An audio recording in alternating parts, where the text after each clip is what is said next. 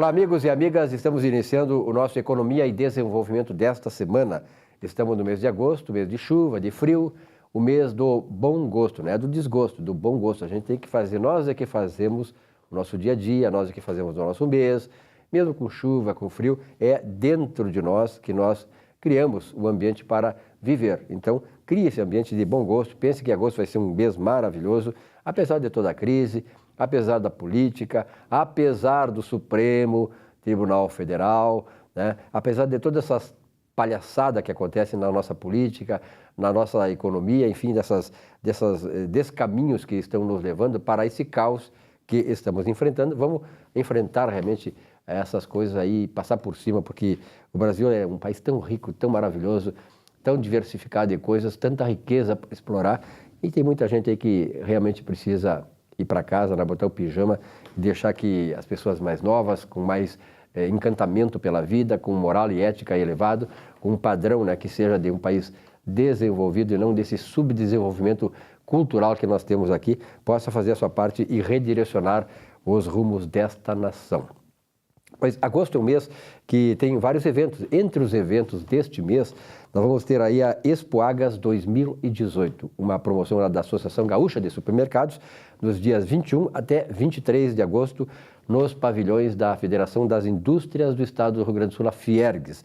Supermercados, lojistas e demais segmentos do varejo, com palestrantes nacionais e internacionais de destaque. As inscrições, olha aí, ó, entra no site www.agas.com.br, patrocínio master da Nestlé, que está dando aí esse apoio financeiro para a realização, para a concretização desse evento, que é uma realização da Associação Gaúcha de Supermercados. Bom, vamos no início do programa ao espaço conversando sobre contabilidade.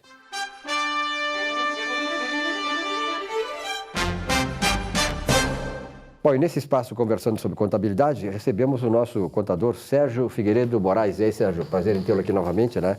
Esse espaço que está se consagrando aí, realmente, não só entre a comunidade, de modo geral, que tem uma outra visão daquilo que é a contabilidade, a importância dela nas nossas vidas, nas nossas empresas, e que tem, então, esses conhecimentos em pílulas em cada programa Economia e Desenvolvimento. Bom, hoje o tema, assim, é o DIFAL. E qual a legislação aplicável no Rio Grande do Sul? Em primeiro lugar, o que é o DIFAL? Pois não.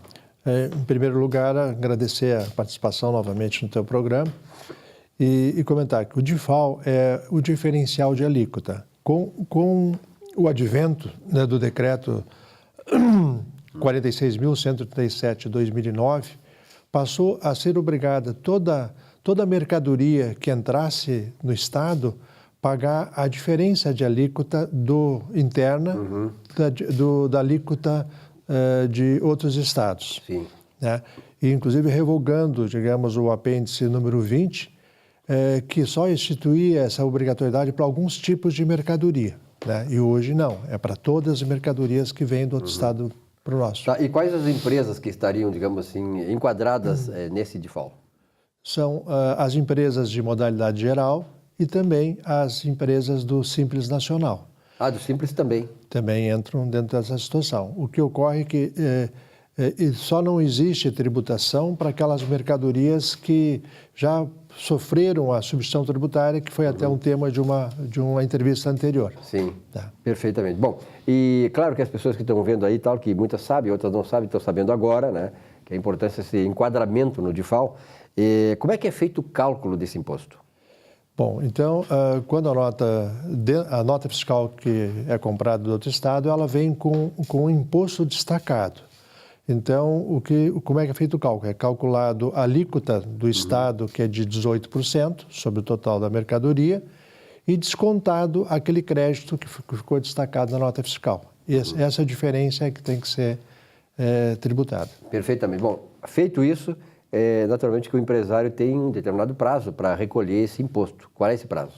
Pois não. No caso das empresas de modalidade geral, o prazo é até o dia 12 do mês subsequente, que é a época própria do recolhimento normal dele. No caso das empresas do Simples Nacional, é até o dia 23 do segundo mês subsequente. Esses são os prazos de recolhimento. Tá. Sérgio, me diga uma coisa, tem empresas que são isentas de ICMS, né, por sua natureza e tal. Essas empresas também estão sujeitas ao DIFAL? Não estão sujeitas porque ele é devido pela diferença de alíquotas, sim. né? Como elas não têm recolhimento. Como ela não tem, digamos, uma alíquota específica, aquele produto, não há que se falar de diferencial de alíquota. E os empresários que estão enquadrados, quer dizer, que têm que fazer este recolhimento, esse diferencial de alíquota, pode-se dizer que ele é uma antecipação do ICMS? Sim, na verdade, a resposta, por incrível que pareça, ela pode ser sim ou não, né? No caso dos contribuintes de modalidade geral, a empresa efetua o pagamento e no mês seguinte ela pode aproveitar o crédito daquele pagamento, emitindo uma nota de adjudicação do crédito fiscal. Então ela se compensa. Houve uma antecipação, mas ela se compensa posterior. No caso das empresas do Simples Nacional, já não. Aquela despesa, como ela não tem um meio de poder aproveitar aquele crédito, então ela já é uma despesa efetiva e não se fala mais no assunto, não há um crédito posterior. Sérgio, eu vou aproveitar a tua oportunidade de estar aqui conosco, nesse espaço conversando sobre contabilidade, que nós estamos numa campanha eleitoral aí, né? Eu queria saber de ti o seguinte, muitos candidatos, eu ouvi agora, aqui os candidatos a governador do estado, mas também já começam agora, daqui a pouco, os debates sobre o presidente da República, falam em redução de imposto uns, aumento outros. Como é que está o clima nesse sentido da questão tributária das empresas? Como é que tu avalias isso? Na verdade, é a época, né, deles prometerem, fazerem grandes promessas, né? Então, de todos que eu tenho visto aí, me parece que só tem um verdadeiro, um que é mais honesto naquelas suas afirmações, né? Mas esse é o momento de muitas promessas e depois poucos cumprimentos. O problema é esse, né? Quer dizer, aí o Sérgio colocou uma coisa importante, e estou aproveitando o Sérgio aqui, porque é um técnico nessa área, um cara que conhece profundamente a contabilidade, a área tributária do país, porque, na verdade, nós temos que, muitas vezes, nós escolhemos o candidato a isso ou aquilo conforme a música do que ele fala toca nos nossos ouvidos. E as pessoas gostam de ouvir coisas boas, promessas, o céu aqui na terra. O Brasil está num momento em que tu não pode prometer o céu aqui na terra, porque não é possível o céu aqui na terra. Nós já estamos no inferno, nós temos que fazer com que nós tenhamos medidas duras de sacrifício para poder vencer essa etapa, né, Sérgio? Não adianta prometer coisas, o céu aqui na terra, né? Não tem como. É verdade. Eu tinha só um parâmetro ainda para comentar referente àquela situação do DIFAL, é que, como se viu, as empresas do Simples Nacional, elas são prejudicadas em relação às empresas de modalidade geral, que normalmente são empresas de maior poder econômico, né? Então, o que eu acho justo seria que se criasse um dispositivo para que pudesse ela também, as empresas Simples Nacional, aproveitar esses créditos, ou então ela simplesmente não sofrer esse tipo de tributação. Tá certo. É uma coisa bem lógica, né? Natural. Mas, enfim, as coisas lógicas desse país muitas vezes não funcionam, né, Sérgio? É verdade. Sérgio, obrigado pela tua presença aqui. Um prazer. Nesse espaço que volta na semana que vem aqui no programa, conversando sobre contabilidade.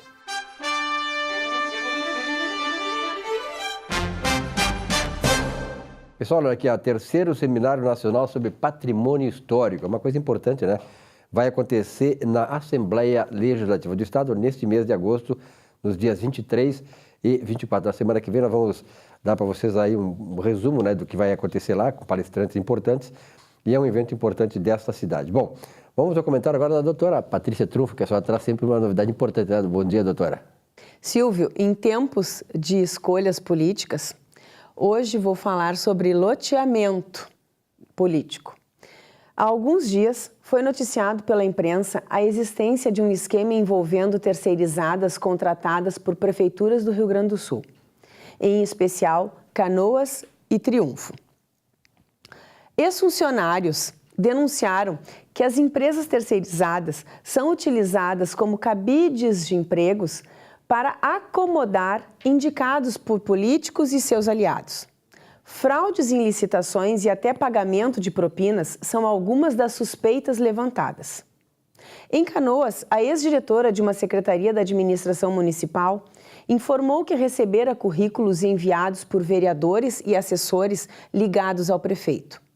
A gravidade é tal que, além do apadrinhamento, foi identificada a inclusão de servidores fantasmas na folha de pagamento das terceirizadas, cujos salários eram depositados nas contas dos laranjas, que faziam o saque e repassavam os valores aos políticos. Muito bem. Numa época em que se trava uma guerra proposital aos servidores públicos de carreira, os escândalos mostram a quem serve a troca de garantias como estabilidade e redutibilidade de salários, entre outras, por contratações desprovidas dessas características. De fato, aos políticos desonestos interessa achincalhar os servidores concursados que adquiriram estabilidade após estágio confirmatório e que, portanto, são mais protegidos contra investidas corruptas daqueles que querem usar em proveito próprio o dinheiro público. É óbvio que servidor desonesto existe, mas é exceção.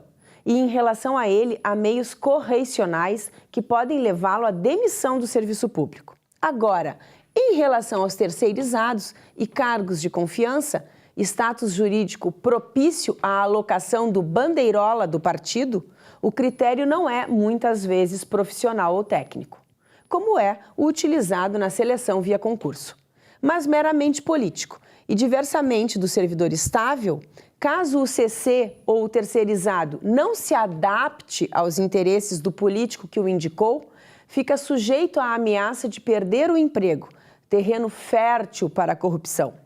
Por isso, cidadão, pense bem quando o discurso raso ataca de forma agressiva os seus servidores. Sim, seus, pois os concursados e estáveis são servidores do Estado e não do político de plantão. Comece observando na sua área de atuação. Eu, de minha parte, como procuradora, quando em capitais de estado, cidades grandes ou estados que possuam procuradorias próprias, bem estruturadas, composta por uma gama de procuradores concursados e que, portanto, geram a despesa pública necessária e fixa à sua manutenção, ou seja, já implicam em gasto para o erário, ao invés do prefeito ou governador escolher dentre eles o procurador-geral, prefere trazer de fora por indicação política, agregando mais gasto ao já existente? Já desconfio que está mostrando a que veio. O loteamento iniciou. Vamos fiscalizar as posturas dos nossos gestores. Afinal, quem paga a conta somos nós. E encerro o meu comentário desejando uma excelente noite e um bom início de semana a todos os pais do Rio Grande do Sul. Muito obrigada.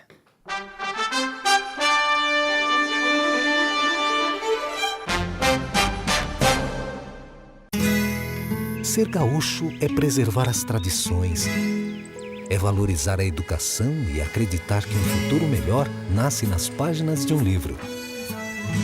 É nossa tradição trabalhar duro, temos orgulho do suor que escorre do rosto. Ele reconforta a alma e sedimenta uma vida digna. É nossa tradição valorizar o passado para desenvolver o futuro. CMPC Celulose Rio Grandense. Desenvolvimento é a nossa tradição.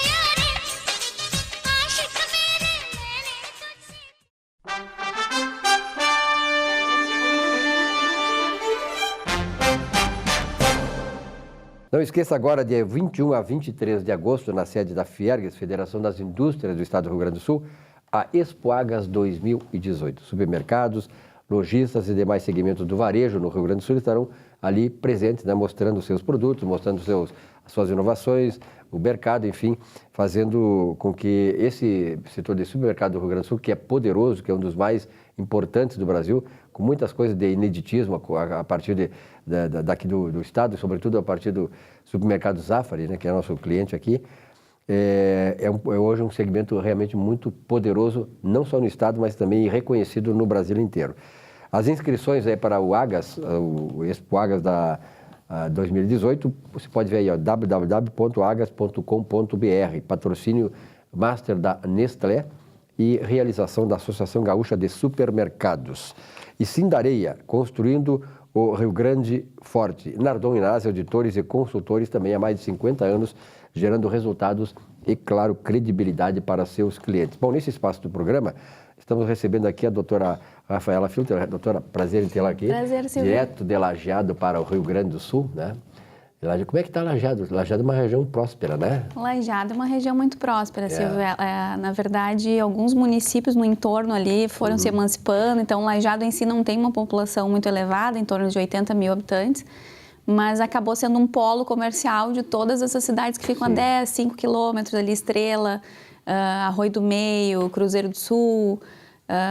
Acaba que Lajeado é o polo ali, né? E algumas empresas também, indústrias, que são bem representativas lá na região, né? Vale do Taquari.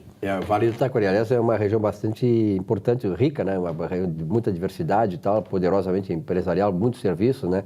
E acredito que Lajeado não tenha tantas questões sociais como tem Caxias do Sul, por exemplo, que é o desemprego em Caxias do Sul, né? Aquela região de Caxias que eu tive lá uns dias atrás, Caxias do Sul cresceu muito, mas ela, no entorno de Caxias do Sul, cresceu uma população desassistida, com problemas que é muito complicado. Toda a questão da urbanização no país é esse problema, e sobretudo nas cidades que crescem muito, como Caxias. Lajeado tem 80 mil habitantes, Caxias, não sei, que deve ter uns 300, 500 mil habitantes. Eu acho uns 450, mais ou menos. 450 mil habitantes, realmente com todos os problemas, né, que uma urbanização desordenada, como acontece no Brasil, é capaz de fazer acontecer. Doutora, na área do direito, alguma novidade essa semana? Direito do trabalho, especificamente, Silvio, estamos com uma estagnação aí, porque em vista das eleições aí que se aproximam, na verdade, acho que até as empresas mesmo, né, não estão tomando nenhuma decisão muito importante nesse momento agora que nós estamos vivendo. Momento de incerteza, né, Silvio? Não sabemos qual vai ser o nosso rumo aí frente aos candidatos que se apresentam. Então, alguns já estão usando o direito do trabalho como bandeira de campanha, né?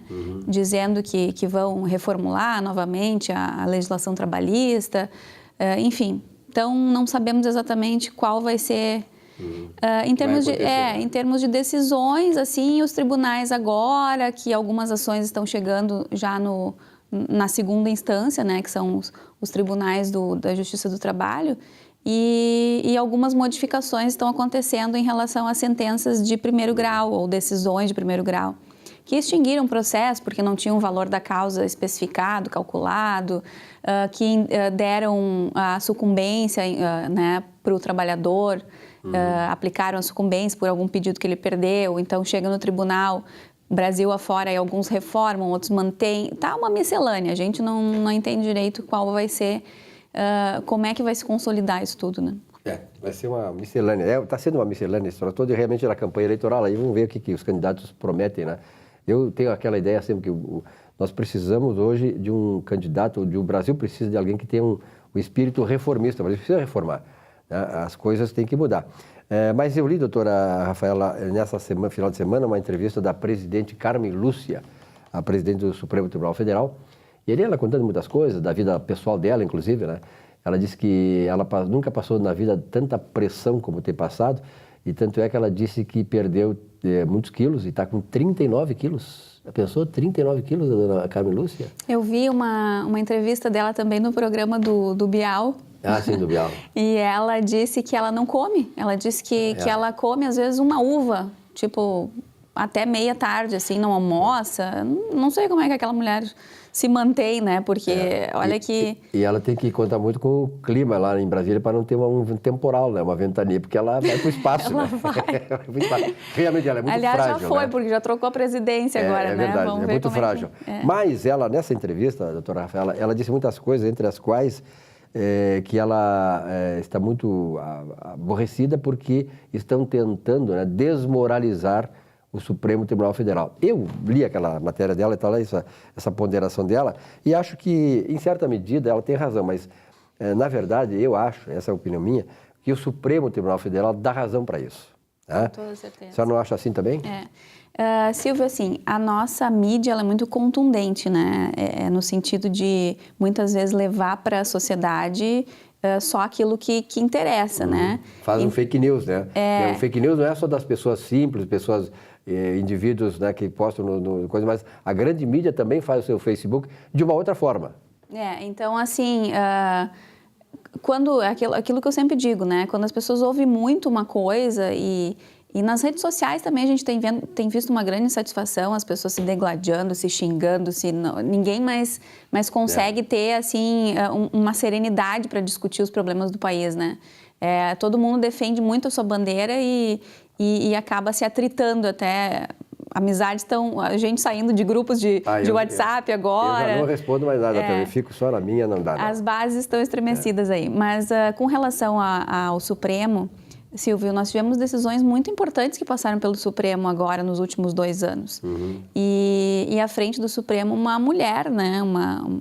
A ministra Carmen Lúcia, enfim, que tinha realmente uma responsabilidade muito grande ali. Mas no momento que ela pegou, né, o marco... Nós nunca vivemos uma fase no país onde cada pessoa da sociedade conhece mais a escalação do Supremo do que da seleção brasileira, né? Então, realmente... eu penso ainda que, dentre as instituições que nós temos no país, ainda podemos acreditar na instituição Poder Judiciário. Mas, Silvio, assim, no meu dia a dia também, não só no Supremo, a gente tem visto essas decisões assim controversas, né, que geram uma insatisfação para a população, mas também, Silvio, está acontecendo uma terceirização verdadeira, assim, nas primeiras instâncias também do Poder Judiciário, nos tribunais, estagiários sendo contratados aí com quarto semestre, quinto semestre de Direito, fazendo sentenças. Eu peguei uma sentença na semana passada que eu comecei a ler, vi erros de português nos primeiros parágrafos, daqui a pouco uma frase de efeito no meio, aí me voltou aquela fase da faculdade, fui lá e coloquei uma frase inteira no Google. Veio uma sentença pronta, que foi pinçado algumas frases lá do meio e a pessoa, o assessor, provavelmente, porque eu não quero crer que os juízes estão fazendo isso, né? Porque os juízes têm que estudar muito para ser juízes, então eu acho que nenhum assessor vai poder dar uma sentença, uma decisão sem um controle mais efetivo do próprio juiz, que é o responsável pela vara, né? E a gente está vendo esse descontrole, essa terceirização, porque nós estamos na era de que os juízes, infelizmente, estão se valendo dos concursos públicos para ter a sua estabilidade, né, financeira, e não se encontra mais juiz em gabinete. Muito, muito poucos. Eles trabalham de casa e os assessores ficam fazendo as coisas E são muitos processos. Então, realmente, eles precisam de pessoas para ajudar, mas eles não podem deixar na mão de pessoas que não entendem, né? Isso aí, né, doutora Rafaela, isso aí é que acaba desmoralizando o Poder Judiciário. Né, Poder Judiciário. Então, a ministra Carmen Lúcia, assim, eu vejo que eu acho que é importante, é compreensível esta preocupação dela. Só que tem que ver o outro lado, quer dizer, o próprio Poder Judiciário, os juízes lá no Supremo Tribunal Federal, eu imagino que esta diferença que eles têm entre eles se dá muito pela questão ideológica de cada um, por causa das questões que os fizeram serem escolhidos juízes, né? Eu sei que nos Estados Unidos, por exemplo, isso acontece, agora estão querendo que nunca mais que os presidentes não fizessem mais indicações para juízes no Supremo. Isso acontece em todo mundo. Nos Estados Unidos, por exemplo, o presidente Roosevelt, quando ele lá no deal, lá na década de 30, a Grande Depressão, ele precisava aprovar no Congresso americano o programa de recuperação econômica dos Estados Unidos por causa da crise, da Grande Depressão. E ele precisava arredar 2, 3 juízes que não iam aprovar. Então ele fez isso. Ele escolheu outros juízes, tirou e fez isso. Quer dizer, então isso é um problema que é institucional de vários países, inclusive países desenvolvidos. O que se pede é justamente isso, né, doutora? Quer dizer, é que os juízes tenham uma certa noção da importância do trabalho deles e valorizem esse trabalho deles. Inclusive, o meu trabalho de conclusão de curso, Silvio, foi o título era A Politização da Justiça, porque se fala muito em judicialização da política, né? Mas a politização da justiça é o que se está se vendo hoje também, verdade, porque, na verdade, quando você pensa que os ministros do Supremo Tribunal Federal, que é a nossa corte máxima, que vai lá dizer se as leis... Corte, né? Se as leis são...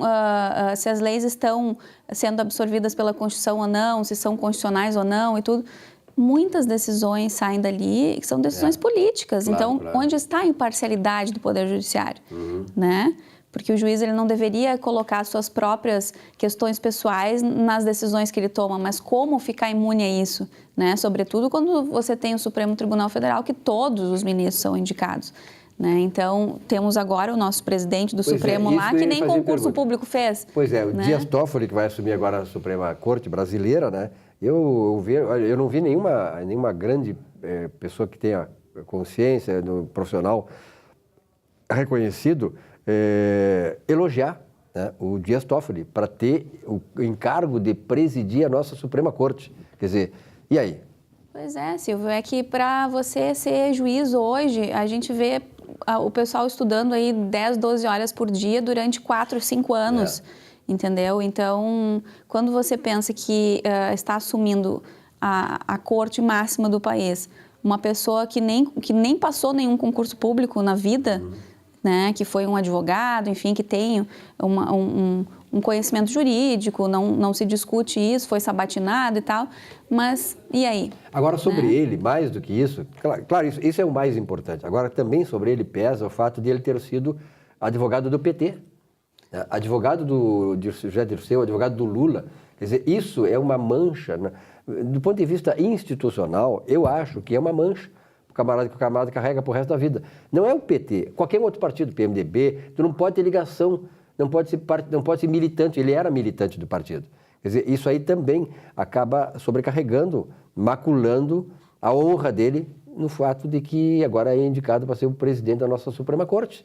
Então, eu me admira muito que a ministra tenha encarado isso assim, de uma forma tão, com tanto sentimentalismo, né? Porque, na verdade, a sociedade hoje, o compartilhamento de informações é tão rápido, as pessoas comentam tanto, expõem tanto a sua opinião, que é mais do que natural que se coloque essa pecha aí, né, no Supremo Tribunal Federal.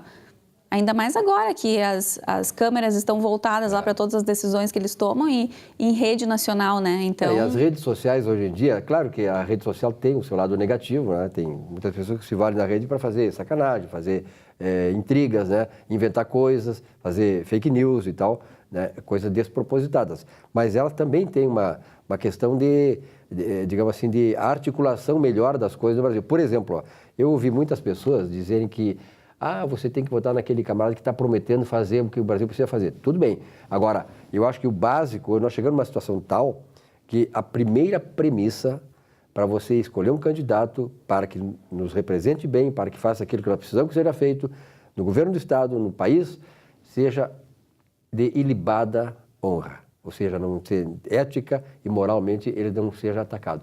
Agora tem gente defendendo o bandido, criminoso, preso inclusive para ser presidente da República. Quer dizer, onde é que nós vamos levar o país? Nós estamos numa oportunidade única da história do Brasil de fazer uma faxina ética e moral na sociedade. E se começa assim, né, doutora? Escolhendo aqueles camaradas que, pelo menos, isso seria o normal, não precisaria ser como premissa isso. Que as pessoas fossem éticas e morais. Mas aí é uma ideologia, né, Silvio? Como é que tu vai... a gente não consegue ter essa compreensão do que se passa na cabeça dessas pessoas. Mas também, o que se vai dizer, né? Se a pessoa está vendo todo um histórico de corrupção, de atitudes que não condizem com aquilo que a pessoa prometeu, né? E mesmo assim apoia. Então, o que nós queremos para o país, né? Os partidos políticos normalmente têm o chamado comitê de ética, comissão de ética deles. Aqui no Rio Grande do Sul, por exemplo, eu não vou citar o nome, né? Mas aqui no Rio Grande do Sul tem um partido que está escolhido para renovar o mandato de deputado federal, alguém que já está absolutamente condenado pela justiça, condenado pela sociedade por coisas que aconteceram recentemente e foi aceito pelo partido para concorrer de novo e vai ser eleito.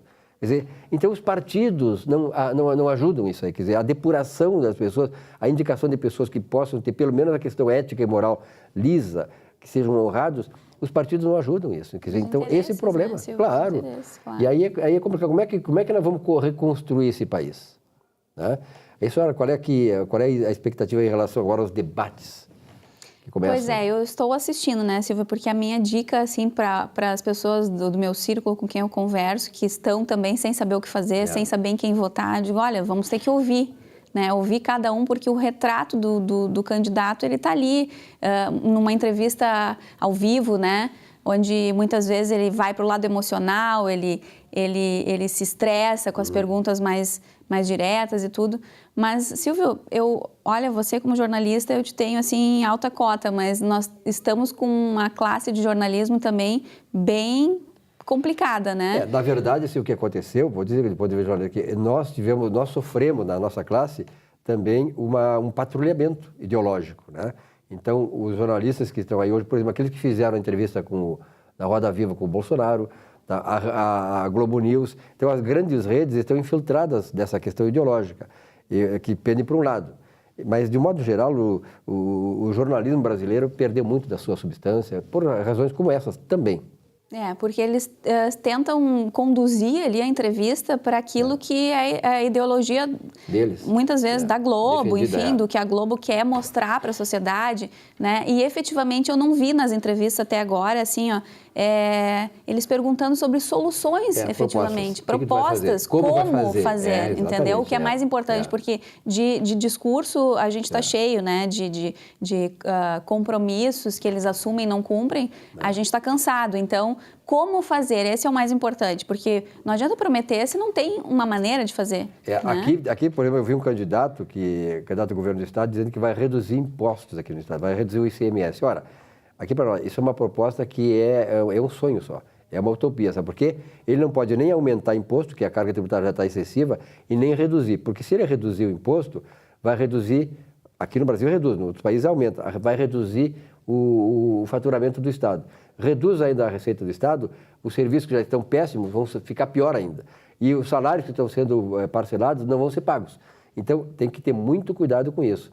A questão hoje é que eu digo assim, o Estado do Rio Grande do Sul, como o Brasil, precisa de uma reforma do Estado. Diminuir o tamanho do Estado, está muito grande o tamanho do Estado.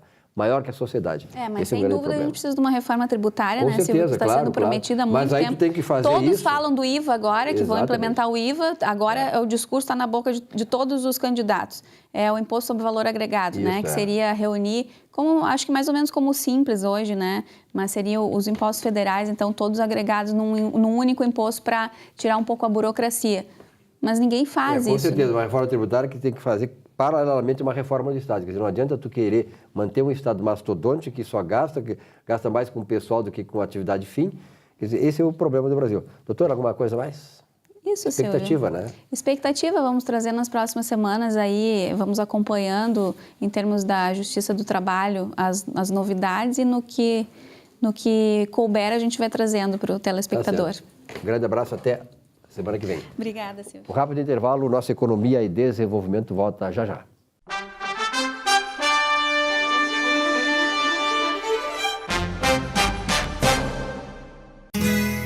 Ser gaúcho é preservar as tradições, é valorizar a educação e acreditar que um futuro melhor nasce nas páginas de um livro. É nossa tradição trabalhar duro. Temos orgulho do suor que escorre do rosto. Ele reconforta a alma e sedimenta uma vida digna. É nossa tradição valorizar o passado para desenvolver o futuro. CMPC Celulose Rio Grandense. Desenvolvimento é a nossa tradição.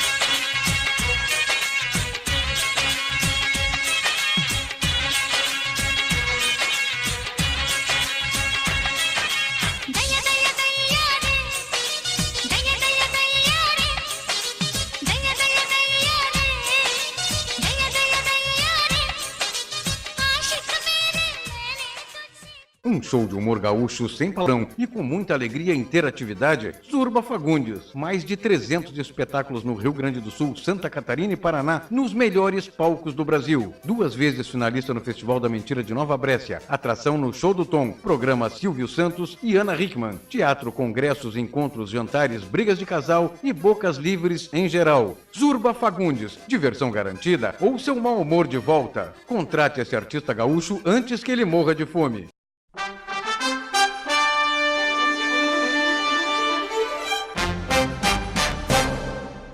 De 21 a 23 de agosto, agora vamos ter a Expo Agas 2018 na sede da Federação das Indústrias do Estado do Rio Grande do Sul, a Fiergs. Supermercados, lojistas e demais segmentos do varejo do Rio Grande do Sul estarão presentes, palestrantes nacionais e internacionais. Anote aí, www.agas.com.br. Patrocínio da Nestlé, patrocínio master desse evento e a realização da Associação Gaúcha de Supermercados. Laércio Tadeu, prazer em tê-lo aqui, nosso presidente de Sinareia. Tá difícil de pegar isso, tá sempre no interior, né? Teve uma agenda complicada aí nos últimos meses aí, mas estamos aí, né, trabalhando em prol da entidade para sempre preservando o bom trabalho da entidade. Como é que está o segmento? Qual é a novidade no segmento aí, desafio? Nós agora em 7 de julho, nós tivemos, 30 de julho, 3 de julho, me atrapalhei nas datas, 3 de julho. Que o ano passado nós tivemos um café da manhã com a secretária Ana Pellini, que junto com os diretores, 3 diretores da Secretaria da FEPAM também, que hoje a Secretaria e FEPAM estão juntas, e esse, até eu ressaltei no início do café que era o 3º ano que nós fazíamos esse café da manhã para discutir cada ano que a gente faz, e com a mesma secretária, que era uma coisa... Que legal, né? Então, o trabalho de continuidade... É incomum, né? É incomum, até eu ressaltei isso, que era muito benéfico, porque uma das coisas que a gente mais sofre é a troca do gestor ali. A solução de continuidade. Então, cada um tem o seu jeito, eu tenho o meu jeito, tens o teu jeito, e cada um que assume. Então, se a gente tem essa continuidade, isso é muito bom. Então, foi muito bom, a gente discutiu as demandas do setor e nós levamos uma pauta que era a continuidade do descarregamento, porque hoje era regrado e conseguimos, a pauta em 1 mês está resolvida já. Que legal. Parabéns, parabéns. Trouxe um benefício muito grande para as empresas que ficavam engessadas no descarregamento. Porque o grande problema é quando se tem lá o carregamento. Aí é que tem... Aí é que deu rolo, né? Aí é que deu rolo, é onde fez o carregamento. Hoje está tudo regrado. Mas quando tu descarrega, ele não há nenhum dano ambiental que nós vemos. Então, já está na empresa, vai pegar no caminhão, vai descarregar. E isso foi entendido e está resolvido hoje. Então, hoje as empresas poderão trabalhar melhor hoje. Que beleza. Tu diz assim, favorecendo as empresas, favorece a comunidade toda, né? Porque atrás das empresas está o lado social, tem os empregados, tem os empregos, enfim, né? A comunidade que ganha com isso e o segmento de areia é fundamental, né? Numa sociedade urbana que nós vivemos hoje, né? Sim. Quando eu falo em beneficiar as empresas, junto à sociedade do mercado gaúcho. A gente tem participado, eu participei também nesse período aí, participei de uma reunião na FEComércio. Nós somos um comércio também, né? E foi muito bem. E lá a gente conseguiu descobrir, todos estão sofrendo nesse. Então foi discutido muito essa continuidade aí que eles também sofrem, nesse problema da informalidade. E o outro ponto que nós temos no nosso estado é o ICM. Então, nós somos afetados diretamente por essa guerra fiscal que eu falo. Então, nós, que eu já falei, eu acho, em outro programa, o nosso ICM hoje é 18% e Santa Catarina é 7%.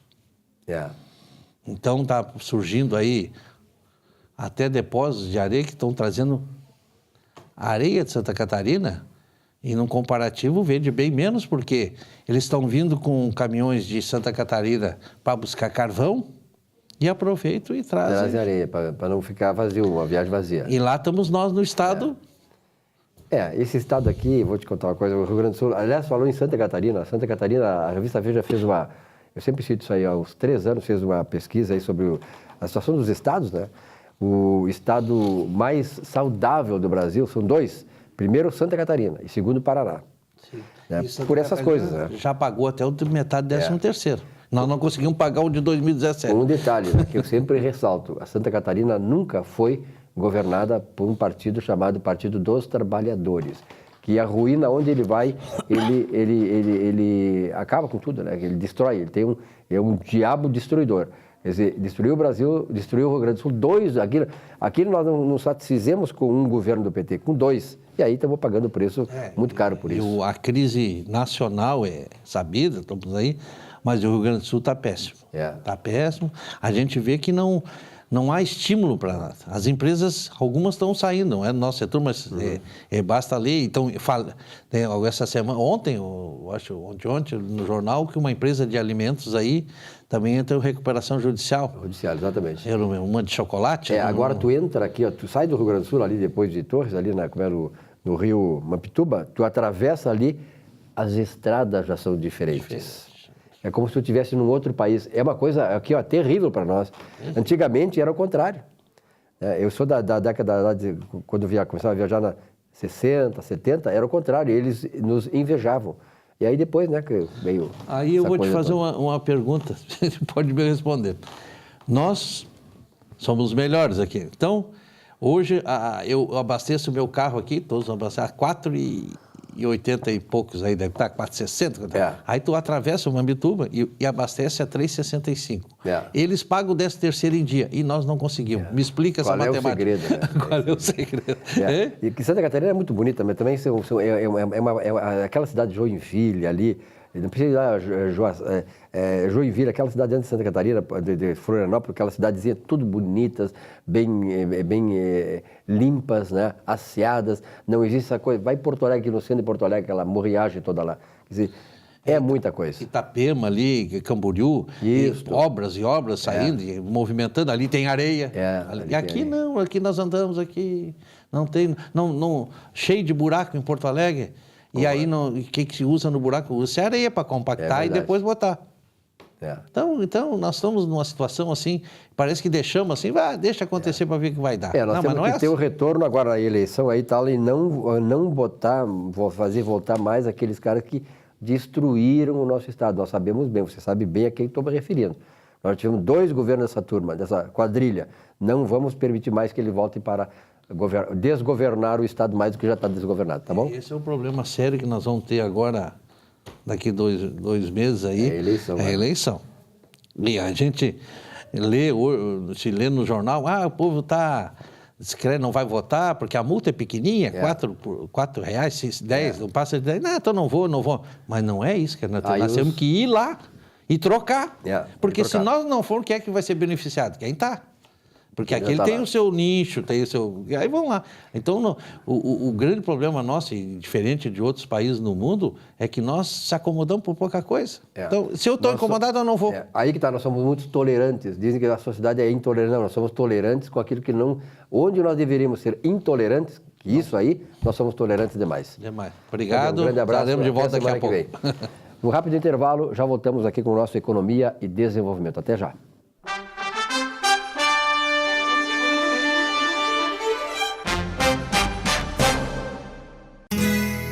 Ser gaúcho é preservar as tradições, é valorizar a educação e acreditar que um futuro melhor nasce nas páginas de um livro. É nossa tradição trabalhar duro. Temos orgulho do suor que escorre do rosto. Ele reconforta a alma e sedimenta uma vida digna. É nossa tradição valorizar o passado para desenvolver o futuro. CMPC Celulose Rio Grandense. Desenvolvimento é a nossa tradição.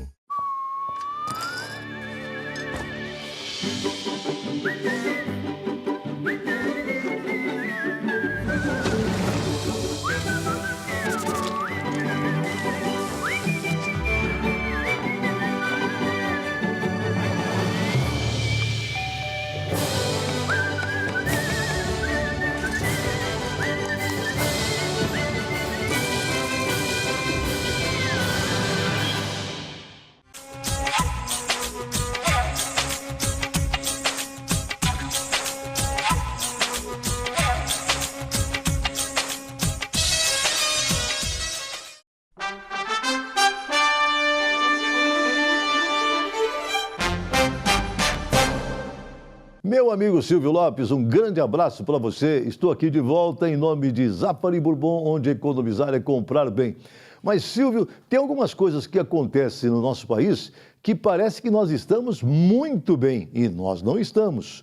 O Supremo Tribunal Federal resolveu dar para eles mesmos um aumento de 16,38%. Isso significa que eles vão passar de R$33 mil que eles recebem agora para R$39 mil. Não é pouca coisa, não. A última vez que eu me lembro de um aumento, por exemplo, do salário mínimo, foi um aumento de R$4. E diz que não podia dar mais, porque senão o país ia realmente virar de ponta cabeça. Mas, para o Supremo Tribunal Federal, houve um aumento, ou está havendo um aumento de 16,38%. Mas esse aumento, ele não fica só nos 11 membros do Supremo Tribunal Federal. Se ficasse ali, olha, é um roubinho pequeno, não é? Mas não é assim, porque isso vai para o Brasil inteiro. Isso vai para todo o judiciário. Todos os juízes vão receber 16,38% de aumento. Para os deputados federais, todos os deputados federais. Para os deputados estaduais, todos os deputados estaduais. Para as câmaras de vereadores, olha só, não todas, uma grande parte das câmaras de vereadores. Aliás, eu quero cumprimentar os meus amigos aqui da Câmara de Porto Alegre. A Câmara de Porto Alegre, por exemplo, não entra nesse aumento em cascata, não é, que vem lá do Supremo Tribunal Federal. Há algum tempo atrás, a Câmara de Vereadores aqui resolveu que não seria assim. Então, um vereador em Porto Alegre continua ganhando cerca de R$13 mil, mais ou menos isso. Não é um mau salário, é um bom salário, não é? Mas bem longe daquilo que é o teto hoje nacional, que é exatamente esse ganho do Supremo Tribunal Federal, dos ministros do Supremo, que vai para R$39 mil. Num país como o nosso, eu acho que o Supremo está prestando um desserviço para todos, porque, afinal de contas, seria a hora adequada para o Supremo Tribunal Federal também dizer assim, olha, nós já ganhamos R$33 mil, já é bastante dinheiro, não é? Os juízes também não ganham mal, ganham bem, os deputados federais ganham bem também, os estaduais também ganham bem, a maioria dos parlamentares também estão ganhando bem, então é hora, vamos fazer um sacrifício, entre aspas, não é? E não vamos aceitar nenhum tipo de aumento. Mas não, é muito egoísmo, não é? Todo mundo pensa só no seu próprio umbigo. Então os ministros estão exatamente nesta linha. Já não chega aquilo que eles fazem, aquilo que Lewandowski faz, que o Gilmar Mendes faz, que o Toffoli faz, não é? Que é essa vergonheira, não é? De fazer com que as decisões do Supremo favoreçam pessoas que são ligadas a eles, que têm interesses, não é? Ligados a eles. Mas eles fazem isso e é vergonhoso, mas infelizmente é o que vem acontecendo lá no Supremo Tribunal Federal. Mas se não bastasse isso, eles vêm ainda com essa de se dar um aumento aí de 16,38%.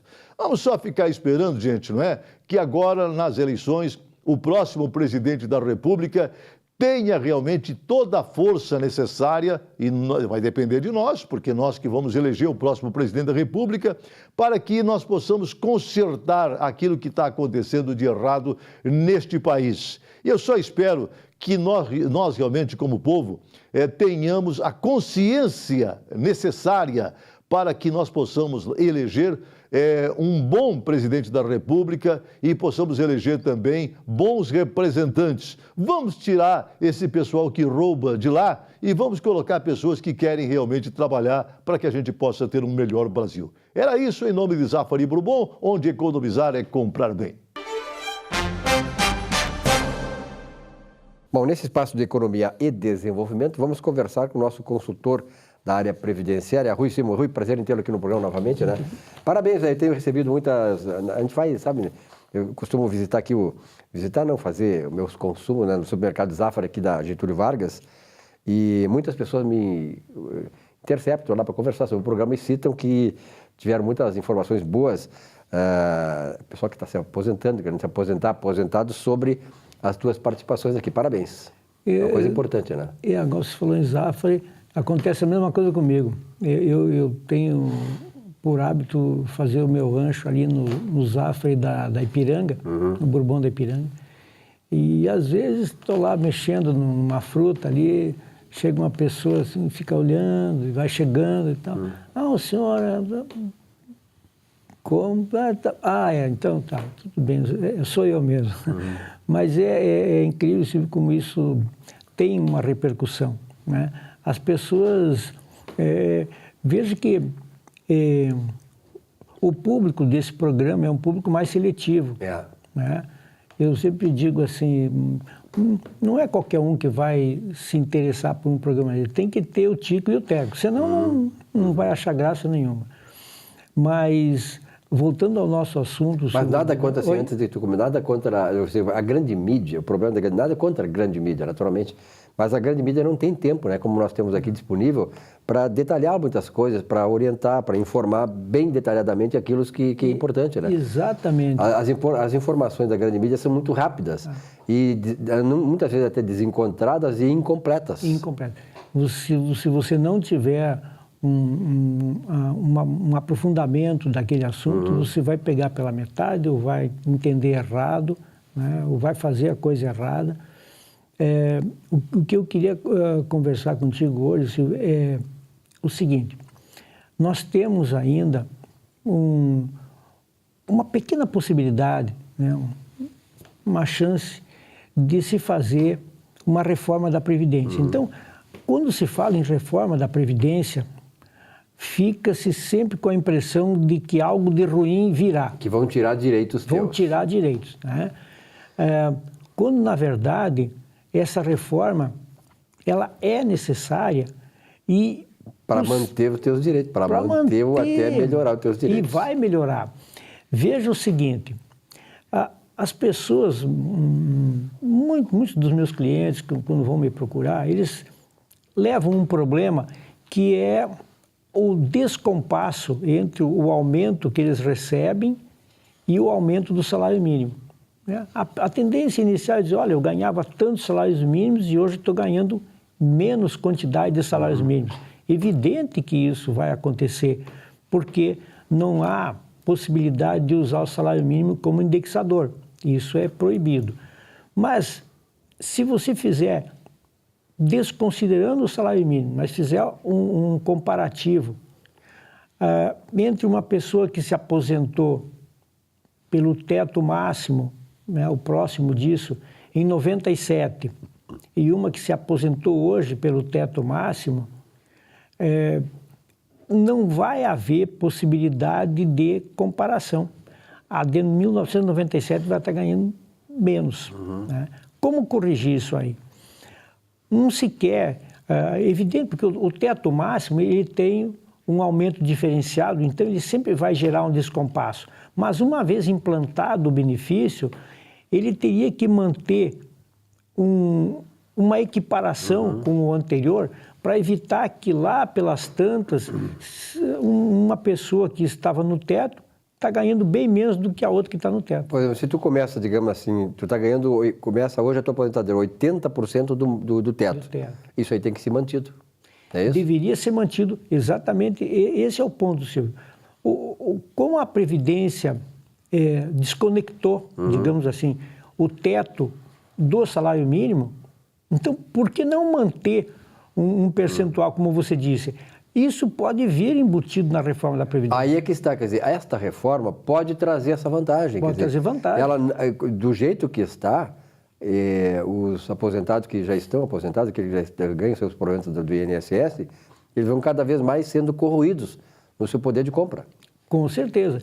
Outros detalhes que podem vir embutidos nessa reforma, por exemplo, a reaposentação, que caiu, foi sepultada, botaram uma pá de cal em cima, tanto judicialmente como pelo próprio legislativo, ela teve um pequeno avanço e a dona Dilma vetou. Então, com essas duas decisões, tanto o veto do presidente quanto a decisão do Supremo, colocaram, como eu disse, uma pá de cal em cima desse assunto, mas pode voltar pelo Legislativo, né? Dentro da reforma.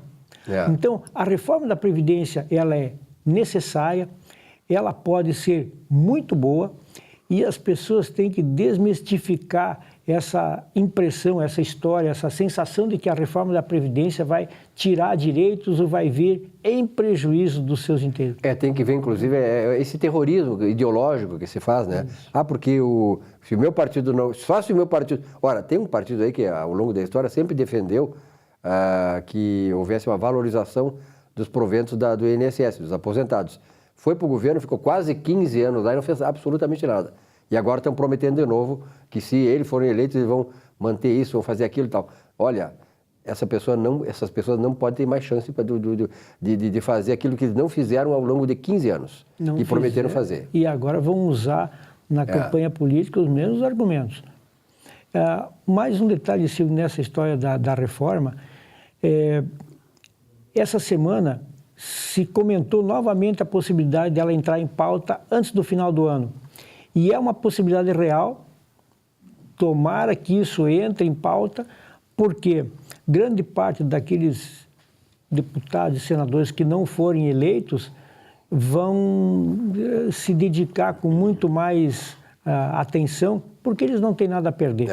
Então é possível que mexam nisso aí novamente. Porque aqui no Brasil é o seguinte, o pessoal evita fazer aquilo que é necessário, né, para ficar prometendo aquilo que é uma utopia, que não vai resolver nada. Então, por exemplo, o candidato a presidente da República que prometer o céu aqui na terra estará mentindo. Nós temos que ver aquele presidente, candidato a presidente, que aqui, nós vamos ter que apertar o cinto ainda mais, porque a única maneira de sair desse buraco que nós estamos, né, Rui? Senão vai virar a Grécia. Então, pior ainda, né?